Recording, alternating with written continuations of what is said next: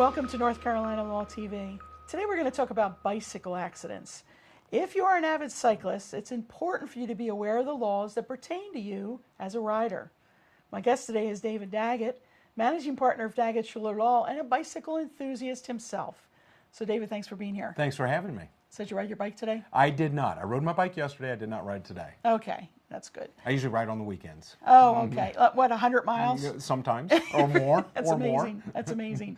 So what kind of rules pertain to bicycle riders? Well, I think it's important for bicyclists to understand that you have all the rights and responsibilities of motor vehicles on the road.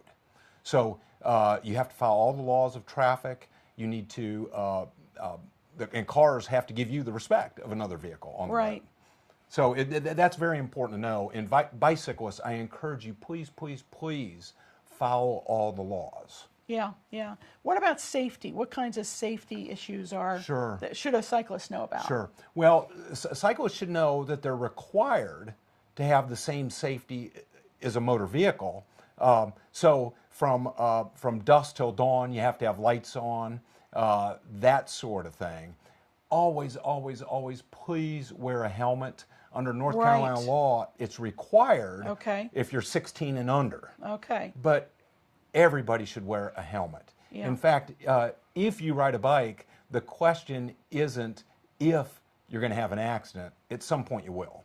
So over the past 40 years, I've ridden about 300,000 miles on bicycles, and I have cracked 3 helmets during that period of time. Wait a minute, did you say 300,000? 300,000 miles. Yeah, I've put more miles on my bicycle than you put on your car.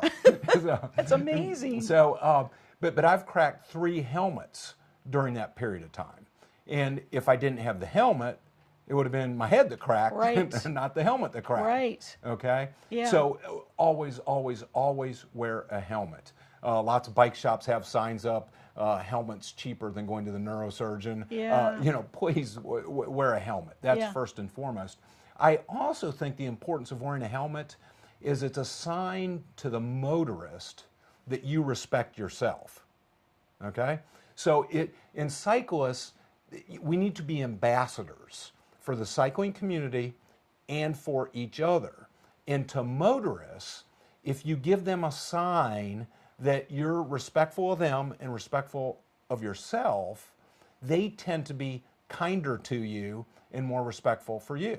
So wear a helmet, use signals when you turn or change lanes or stop. I am now using flashing daytime running lights on my bicycle. Okay. And maybe it's the placebo effect.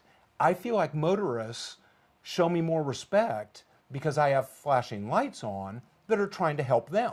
That's interesting. So, be a good ambassador for the cycling community because, motorists think we're all the same. Yeah. And so if I do something bad on the road, they take it out on the next cyclist. If I'm nice on the road, they're going to be nice to the next cyclist. Yeah. Okay? So things I tend to do, I always wear a helmet. I always stop at stop signs and stoplights. I have the flashing lights on. I try to give them a polite hand gesture. A hand gesture. If there's a turn that I can see around that they can't, I wave them around. Okay. It's clear. And the motorist usually waves back to me. Yeah. So you create a good relationship. Right. It's just like any other aspect in life. If you create a good relationship, you tend to get more of a positive response. Right. So I think that is actually one of the most important things cyclists can do from a safety point of view. Yeah. Now, what about the motorist? As a motorist, sometimes I actually get a little annoyed when the bicyclist is kind of, in the middle of the road. Don't get annoyed at us. I know. But what should we do? Should we go out around them? Do we wait behind them? Well, you should wait behind them and pass when it's clear. Yeah. They have the same right as any other vehicle. Okay. Okay? You're educating me. So we're supposed to ride as far to the right as practical. Yeah. So we're not supposed to ride off the road. Yeah. But we're not supposed to ride in the middle You know what, that's a great point, not to interrupt you, but so you are supposed to be on the road, because a lot of times I think, well, why don't they just ride on the side? But a cyclist has the right to be on the road just as we do. A cyclist That's has good for us to understand. Yes, absolutely. Yeah. Absolutely, a cyclist has a right to be on the road. Okay. Now, the edge of the road, my kids are just starting to ride seriously on the road. And right on the edge of the road, there's lots of potholes. There's sometimes debris. Yeah. And so a cyclist doesn't want to ride right on the edge. Yeah. Because then you have no leeway. Yeah. To maneuver or that sort of thing. So I usually say you want to be within about 2 feet of the edge of the road. Okay.